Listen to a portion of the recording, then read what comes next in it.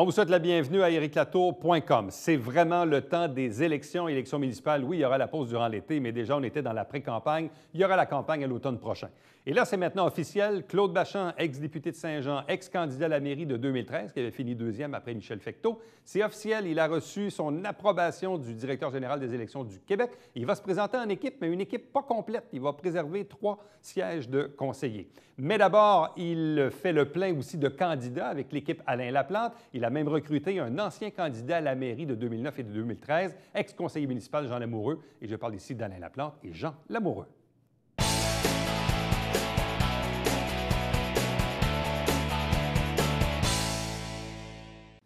On est à quelques mois des élections municipales. Les choses se précisent de part et d'autre à Saint-Jean-sur-Richelieu avec des candidatures à la mairie, formation d'équipes, dévoilement des équipes ou de certains des candidats. Et c'est le cas aujourd'hui de l'équipe Alain Laplante avec son chef Alain Laplante qui est avec nous. Bonsoir. Bonsoir, Eric. Accompagné de sa nouvelle recrue, une recrue quand même expérimentée, Jean Lamoureux. Bonsoir et bienvenue. Bonsoir.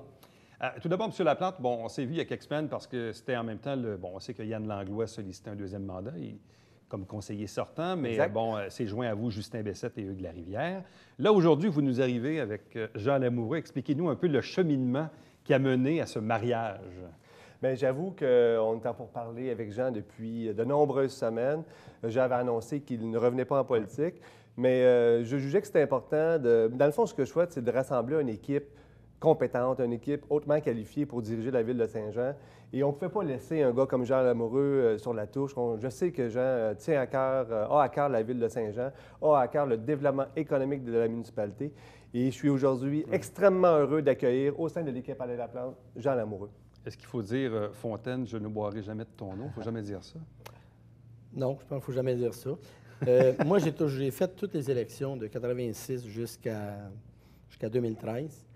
Puis j'ai toujours eu comme principe, si tu veux participer au développement de ta ville, il faut que tu prennes le crachoir quand c'est le temps.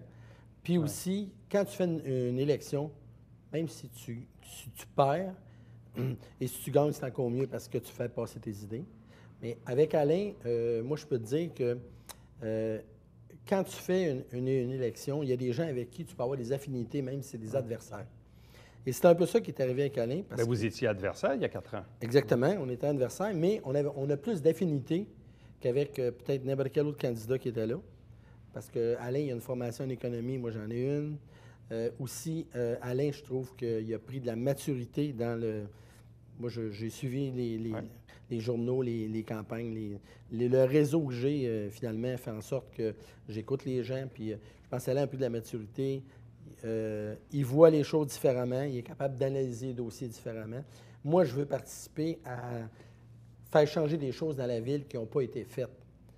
Parce que dans les faits, 4 ans qui s'est passé, on s'aperçoit qu'il y a des choses que c'était simplement des choses qui avaient déjà été annoncées et on n'a fait que compléter le pattern. Là, on s'en va vers d'autres choses. Et c'est là-dessus que je veux participer à la ville. Bon. Pour vous, c'est quoi, dans le fond, les points communs qui vous unissent au niveau des enjeux? Jean Lamoureux dit qu'il y a des choses qui ne se sont pas faites, qui auraient dû se faire. C'est quoi vraiment qui vous rejoint en termes de dossiers ou d'enjeux? Je pense que le principal dossier qui nous rejoint, c'est le dossier de l'économie. Jean est un candidat extrêmement qualifié et très, très compétent. Il a siégé sur à peu près tous les comités de la municipalité, dont le comité des finances.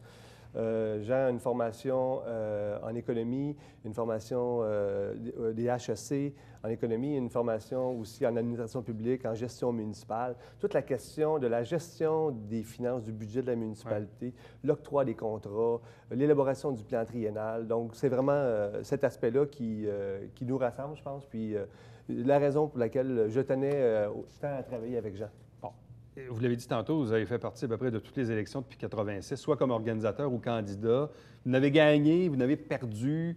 Vous étiez conseiller au premier mandat de Miroslav Smereka, oui, dans Normandie.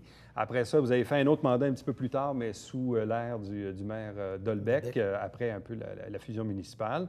Vous vous êtes présenté non pas à une, mais à 2 reprises à la mairie. Et je me rappelle, en 2013, vous m'aviez dit, bien, écoutez, en 2009, j'ai eu quand même un bon score. Vous pensiez être en mesure de remporter cette élection-là. En 2009. Finalement, en 2013, c'est pas ça qui s'est passé. Il y avait 9 candidats à la mairie, il y avait 5-6 équipes, etc. Toute une élection. C'était toute une élection pour tout le monde. Quel est le souvenir que vous gardez de cette élection-là en 2013? Qu'est-ce qui vous fait cheminer aujourd'hui pour dire, j'ai tenté ma chance 2 fois à la mairie, ça n'a pas marché pour X raisons, mais je reviens pour redevenir conseiller? Oui. Mais en 2013, je calcule que c'était une élection vraiment que je peux appeler ça un peu anarchique. Au niveau du choix que les gens avaient, il y avait un choix multiple, mais au niveau des messages qui étaient passés, je pense que les gens étaient tellement un peu, je t'ai dire, mêlés dans tous les messages qui s'entrecoupaient, puis aussi avec une situation où c'est difficile de voir quel type de conseils avec lesquels on se retrouvait. Ouais. Donc, tu te ramasses avec, dans une page frontispice du journal, avec 82 candidats qui ont toute la grosseur d'un pouce sur la page frontispice. Et moi, je calculais que plein de messages qu'on a passés n'ont jamais rejoint la population. D'ailleurs, moi, je pense qu'il y a à peu près rien qui a rejoint la population d'une façon concrète. Mais dans cette élection-là, une lutte à 2, ça m'apparaît où je veux participer à cette lutte-là parce que je pense, là, les messages vont passer plus clairement.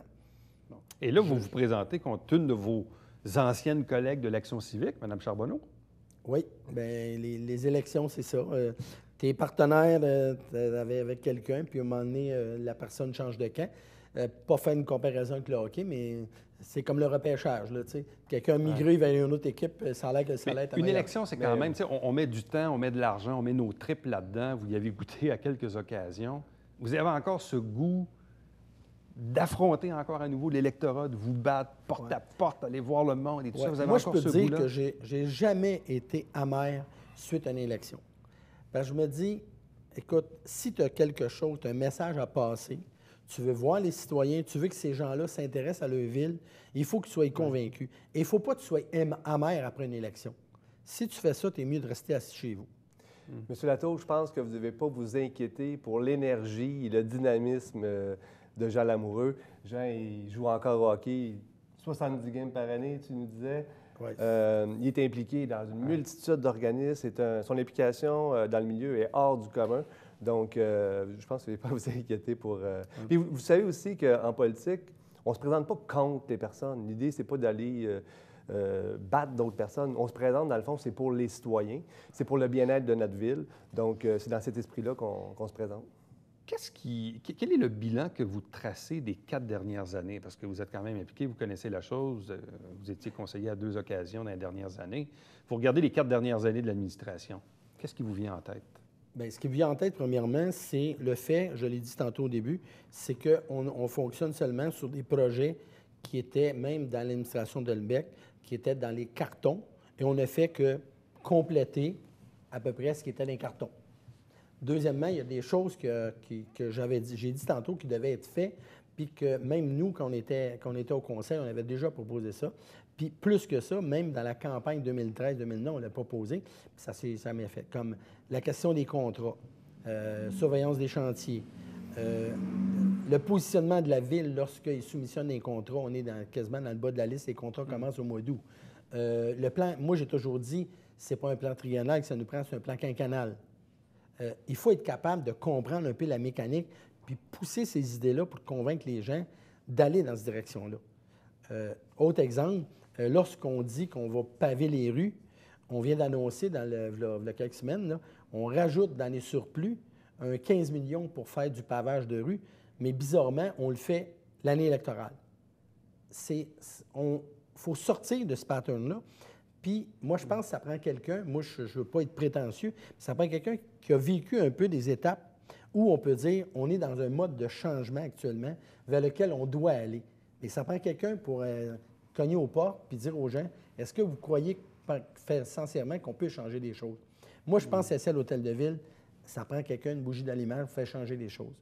Puis, moi, je vous dirais qu'avec, même avec Alain, on est rendu à une autre étape où il faut changer un peu l'image de la ville. À la fois vers, moi je te dirais, je siège des comités actuellement au centre-ville, Société de développement du Vieux-Saint-Jean. Le dynamisme que je vois autour de la table, c'est tous des jeunes entrepreneurs. Et je pourrais te dire, quand je regarde évoluer ce qui s'est passé, puis tu me parles le lien, bien moi je te dirais qu'actuellement, même dans les entreprises, c'est la nouvelle génération qui prend le lead. Des gens de 40, 42, 45 ans, 35 ans, OK? Et avec Alain, on est dans ce pattern-là. Quand je dis qu'il y a des choses en commun qu'on a, que moi, je connaissais, mais je pense qu'Alain n'avait pas la maturité pour le faire. Mais maintenant, je pense qu'il l'a. Et cette image de la ville, à la fois, on veut changer l'image de la ville parce qu'on s'en va vers une ville de 100 000 habitants, puis aussi, qui va changer toute la dynamique de la ville aussi. Mais il faut aller aussi vers une ville qui va avoir une nouvelle image, une image qui ressemble aux nouveaux entrepreneurs. Je pense Alain Laplante, il y a cette image-là. Alain Laplante, êtes-vous plus mature aujourd'hui? Il semblerait que oui. Mais vous m'avez vu aller. De toute façon, après mon élection de 2013, j'ai continué à être assidu aux réunions du Conseil. J'ai suivi les réunions du Conseil. J'ai essayé d'être le plus pertinent possible, toujours dans l'intérêt des citoyens. Donc, on est prêt, je pense, pour prendre les guides de la ville puis faire une réelle différence. Bon, là, vous avez tenu ces dernières semaines des assemblées, est-ce qu'on peut dire assemblée de cuisine, assemblée d'information, non, une assemblée, rencontre citoyenne. Rencontre citoyenne sur l'économie, la sécurité, l'environnement. Exactement. Qu'est-ce que vous tracez comme bilan de ces rencontres que vous avez tenues récemment? Chaque réunion est particulière, mais la réunion sur l'économie la semaine dernière, une très intéressante réunion. Une des préoccupations des citoyens, c'est la création d'emplois de qualité, d'emplois bien rémunérés. Donc, on souhaite que la municipalité s'y attarde. On souhaite mettre en valeur l'image de marque de la municipalité pour qu'on soit beaucoup plus attractif pour les entreprises. Et dans le fond aussi, ce qu'on souhaite, c'est lutter contre la pauvreté. Donc, créer de l'emploi, mais aussi lutter contre la pauvreté. Bon, et quel est votre plan de match? Parce que là, vous avez présenté jusqu'à présent 4 candidats sur 12. Dont 3 conseillers sortants sur l'actuel conseil. Là, on est presque à la fin juin, donc est-ce qu'il y aura d'autres annonces en juillet ou? Il n'y a pas d'annonce prévue à court terme. C'est les vacances, Saint-Jean-Baptiste, Fête du Canada, ensuite les vacances de la construction. Vous savez, nous, on est en campagne électorale, mais les citoyens, monsieur, madame, tout le monde, ne sont pas encore dans l'esprit de l'élection. Donc, on n'est pas pressé, puis on vous réserve plein de belles surprises pour la fin de l'été. Bon. Et vous, l'été va ressembler à quoi, Jean Lamoureux? Je vous dirais que l'été va ressembler à du repos jusqu'au mois de juillet. Et moi, j'ai l'intention de déjà être, on peut dire, je connais très bien le quartier, le district 11, le 10, je connais tout le quartier.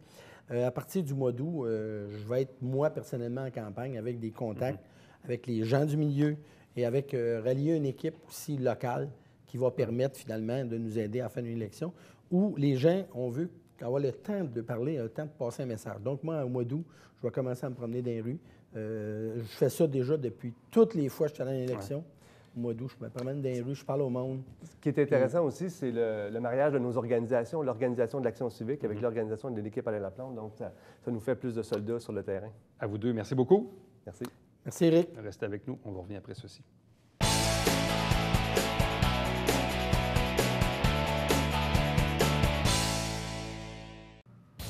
Salut, ici Alexandre Baudouin. Et François Trépanier. François, cette semaine à Sport Express, on parle entre autres de boxe. Oui, avec Alexis Barrière et Marc-André Gauthier, on reçoit un informateur. Exactement, William Julien. On parle de plein d'affaires. Ne manquez pas ça.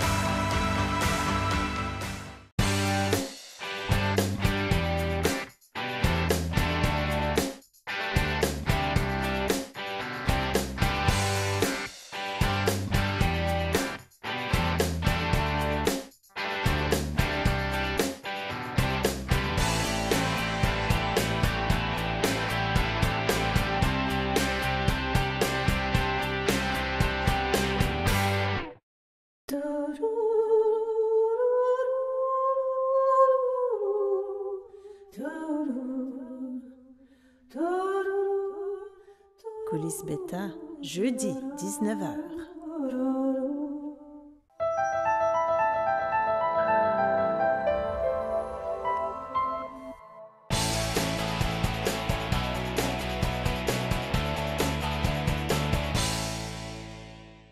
Dans quelques mois, les élections municipales un peu partout au Québec, notamment ici à Saint-Jean-sur-Richelieu. Dans les derniers mois, on a vécu un peu la pré-campagne. Va s'amorcer dans les prochains jours l'été, une petite pause accalmie. Après ça, évidemment, ça va reprendre de plus belle fin août, septembre pour la vraie campagne électorale qui va nous mener jusqu'au 5 novembre 2017. Claude Bachand, candidat à la mairie, est avec nous. Bonsoir et bienvenue. Bonsoir, M. Latour. Êtes-vous officiellement candidat à la mairie? Imaginez que oui, depuis hier. Vous avez reçu votre approbation? Oui, j'ai appelé le directeur général des élections, puis je leur ai dit, écoutez, je passe à la TV demain soir, il faut absolument que vous Avez-vous sortiez vraiment dit ça? Non, pas vraiment. OK, c'est bon. Ouais. Mais c'est ça, parce que là, vous étiez en attente même quand on allait sur le site Internet du DGEQ, Oui. on voyait en attente d'approbation. Oui, exactement. Parce que ça fonctionne en 2 étapes, finalement. Nous, ils ont demandé d'authentifier les signatures. Ça veut dire qu'il fallait rappeler les gens, dire, écoutez, vous allez avoir un formulaire du DGE qui va vous demander est-ce que vous êtes de Saint-Jean, est-ce que vous appuyez le parti avec Bachand. Alors, il a fallu attendre que 50 noms arrivent avant qu'ils procèdent à la dernière étape, et c'est hier qu'ils ont rendu la décision. Bon. Et là, le fameux 10 000 que vous aviez vous-même remboursé et tout ça, est-ce que c'était ça qui était, disons, l'objet du litige ou de l'étude du cas? Bien, probablement, mais écoutez, ils ne justifient pas beaucoup, là. Ils font juste dire que le DGE a pris une décision et la voici. Alors, nous, on était très heureux du dénouement, finalement. Mais donc, ce que je comprends, parce que juste pour faire une histoire courte, dernière élection, vous étiez à la mairie, il y avait une dette de 10 000, vous avez pris de l'argent de votre poche puis vous l'avez remboursé. Oui, exactement, parce que je voulais pas qu'on laissait de dette. Laissez On m'a dette. toujours Sauf qu'en appris même temps, que j'avais dépassé la contribution. Bon, c'est ça. Donc là, c'était pas réglementaire, si Ouais, on mais veut. ce qui était moins pire, cependant, que dépasser le plafond de dépenses. Ça pardonne. Sauf que là, pour régulariser la situation, est-ce que le DGEQ vous demande que le fameux 10 000 soit remboursé par de vraies contributions très, très Non, il n'a pas légales? demandé ça. Il n'y a pas cette demandé demande-là. ça. J'ai eu les détails aujourd'hui, puis il fait juste dire que sa décision, c'est celle que je viens de vous mentionner. Puis il n'y a pas de justification, absolument rien. Donc, pour l'histoire du 10 000, c'est terminé, aucun problème? C'est terminé. Ils ont passé l'éponge, là. Ben, il faut croire. Là, Bon. Et dans le fond, tout ce qu'ils vous ont demandé, c'est les signatures, mais comme tout candidat d'ailleurs, je présume. Probablement, oui. À qui on demande là, d'appuyer. Là. Exactement. Donc là, vous êtes aujourd'hui, là, devant moi, officiellement candidat à la mairie à Saint-Jean-sur-Richelieu. Oui, puis je commence à trouver que je donne beaucoup de primeurs à TV du Haut-Richelieu. On est content. Il y a même des hélicoptères, au moment où on en parle, qui survolent la station. Ça fait Pour vous espionner. C'est peut-être. Oui, c'est ça. Mais là, vous avez parlé du parti ou de l'équipe avec Bachand. Là, êtes-vous candidat indépendant ou si vous allez vous présenter en équipe? Bien, là, ce qu'on va faire, c'est finalement, avec Bachand, ça va être un parti politique, mais on va mettre dans nos statuts et règlements qu'on veut délier les mains des conseillers, des conseillères en n'appliquant pas la discipline de parti. Parce que ça, on trouve que... Moi, j'ai toujours trouvé qu'au niveau fédéral, provincial, ça peut s'appliquer, même ça doit s'appliquer. Mais au niveau municipal, les gens représentent un district. Et lorsqu'ils sont obligés, par exemple, qu'on les force à voter contre les intérêts de leurs citoyens à eux dans leur district, ça amène des distorsions, ça. Donc, est-ce que j'en déduis que vous allez présenter une équipe complète de 12 candidats qui vont représenter l'équipe avec Bachand? C'est une bonne question. Non, pas nécessairement. Je vais vous expliquer pourquoi. Parce que moi, je trouve que certains conseillers municipaux qui ont fait un bon travail. Alors, je veux pas... pour moi, c'est important de changer la dynamique actuelle, la morosité, puis tout ça. Alors, s'il y a des conseillers qui ont fait un bon travail, je les ai même avertis qu'on ne mettrait probablement pas de candidats contre eux. Et sur 12 sièges, potentiellement, vous pourriez présenter combien de candidats? Bien, 8 ou 9, là. Ah, quand même. Oui, OK. oui. 8 ou 9 candidats qui vont porter la bannière avec Bachand à la prochaine élection. C'est ça. Là, est-ce qu'on peut savoir les 3-4 sièges qui sont protégés? Bien, il y a M. Savard, il y a Mélanie Dufresne, et puis, je ne me rappelle pas l'autre, je m'excuse. OK. Mais pour le moment, donc, Marco Savard et Mélanie Dufresne n'auraient pas de candidats Exactement. compétiteurs de l'équipe avec Bachand. Exactement. Il pourrait en avoir d'autres. Mais ce qui n'empêche pas un ralliement en cours de mandat, non plus en cours d'élection. Il y a des gens qui peuvent rallier, puis tout simplement. Bon. Quels seront, selon vous, les grands enjeux de cette prochaine campagne électorale? Je comprends dans les dernières semaines, on parlait beaucoup de l'aéroport, évidemment. Là, ces jours-ci, on parlait un peu là, du truc de dézonage du côté de l'Acadie. D'ailleurs, où j'ai appris cet après-midi que le registre avait brisé le plafond. Donc, le règlement va retourner au Conseil. Et là, je ne sais pas si le Conseil va aller en référendum ou tout simplement annuler ce projet-là. Mais au-delà de ça, pour vous, ça va être quoi les prochains enjeux? Là, septembre-octobre, les gens, ils vont parler de quoi dans la campagne électorale? Bien, ça, chacun, les candidats sont libres finalement d'aborder les sujets qu'ils veulent, mais on est toujours mieux de faire en sorte de s'inscrire dans le courant de ce que les gens pensent. D'ailleurs, nous, on a l'intention de préparer un sondage. On a déjà une plateforme électorale quand même assez bien garnie au moment où on se parle. On va la dévoiler au moment opportun. Mais définitivement, vous avez parlé de l'aéroport, mais il y a bien d'autres choses. Le Festival des Montgolfières, entre autres. Dont on verra le bilan là, au terme de la prochaine édition. Oui, mais qu'on sait que l'an passé, déjà, on a eu un déficit au-delà de 400 000 Fait que, puis, ce qu'il faut sous-entendre aussi, c'est qu'ils ont toujours une subvention récurrente de 800 000 pour commencer leur saison l'année d'après. Alors, ça fait beaucoup d'argent, puis on veut faire la chasse à la mauvaise gestion. On veut s'assurer que les dépenses des contribuables sont bien investies. Bon, lors de votre dernière intervention au conseil municipal lundi, bon, comme un peu tout le monde, vous avez dit, bon, bravo, Trinity, belle réalisation. Je pense que tout le monde est assez unanime là-dessus. Mais par contre, vous avez poussé la réflexion un peu plus loin. Dans le fond, la question que vous avez posée, c'est y a-t-il de l'argent à faire avec ça? Autrement dit, est-ce qu'on peut louer des salles? Est-ce qu'on peut rentabiliser, dans le fond, un investissement? C'est exactement le terme que j'ai employé. Avez-vous un plan de rentabilisation de l'édifice? Mais vous savez, en culture, c'est rarement rentable. C'est très rarement rentable. C'est sûr que si on parle des festivals comme le Festival du Rire, etc., bien là, c'est sûr qu'eux font leurs frais. Mais il y a beaucoup d'organisations culturelles et patrimoniales qui ne font pas leurs frais. Mais je pense qu'on devrait au moins avoir la responsabilité d'atténuer le choc sur les contribuables de Saint-Jean qui, eux, paient de leurs taxes lorsqu'il y a des déficits. Alors, donc, c'était important pour moi de poser cette question-là. Puis, moi, j'ai visité quand même. C'est très, très beau, mais comment on va fonctionner? Là, M. Fecteau nous a dit que c'était les loisirs de la ville qui vont un peu prendre en charge. Mais disons que je pense qu'il fallait amener le raisonnement un petit peu plus loin que, oui, ça va être, je ne sais pas combien, je pense que c'est 4 ou 5 millions de dollars là, que ça a coûté. Puis après ça, bien, c'est sûr qu'il va y avoir un entretien qui va devoir être fait annuellement. Alors donc, il faut essayer de trouver des façons de rentabiliser.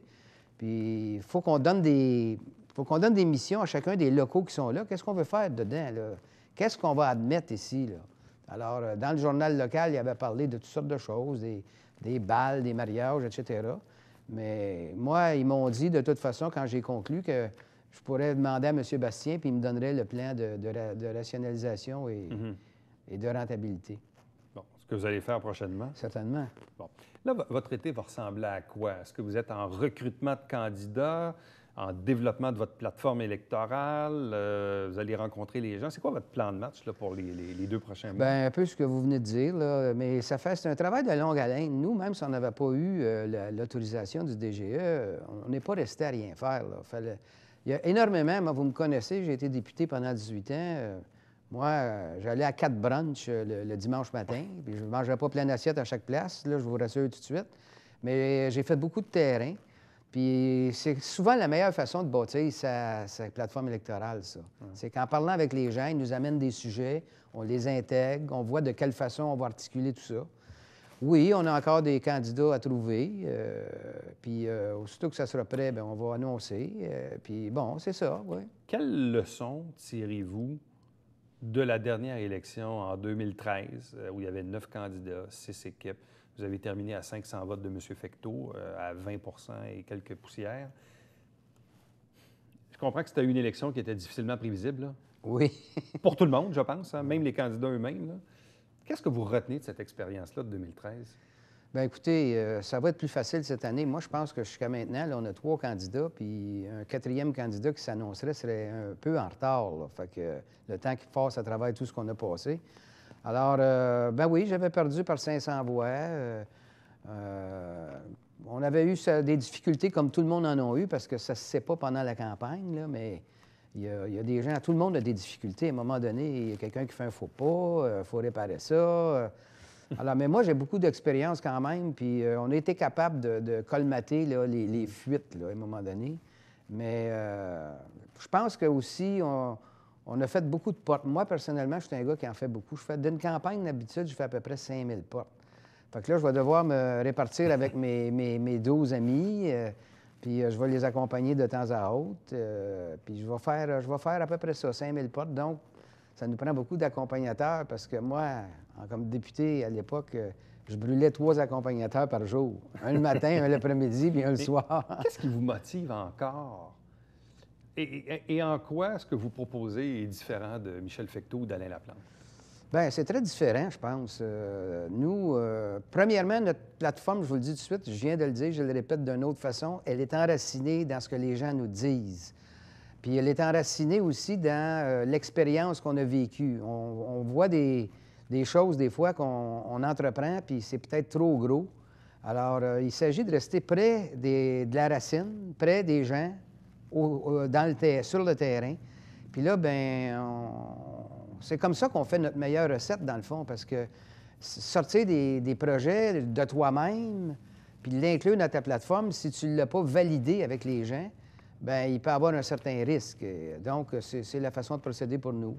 Donc, on le répète, Claude Bachand est maintenant officiellement candidat à la mairie de Saint-Jean-sur-Richelieu, reconnu par le directeur général des élections du Québec depuis les dernières heures. Oui, mais je pensais qu'il y aurait un tambour parce que il y avait un hélicoptère la dernière fois. Lorsqu'on parlait d'hélicoptère, là, en confirmant ça, je pensais qu'il y aurait un roulement de tambour. M. Bachand, merci beaucoup. Bon été. Ça m'a fait plaisir. Reste avec nous au retour, le Babillard quotidien.